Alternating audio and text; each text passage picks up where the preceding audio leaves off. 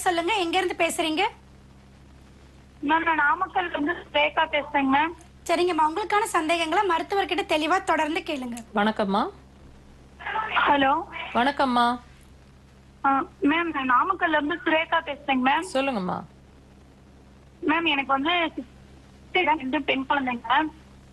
அம்மா கொஞ்சம் இன்னொரு தடவை சொல்லுங்க. மேம் எனக்கு வந்து சிசேரியன் பண்ணி தாங்க மேம் குழந்தை இருக்குது. சரிம்மா.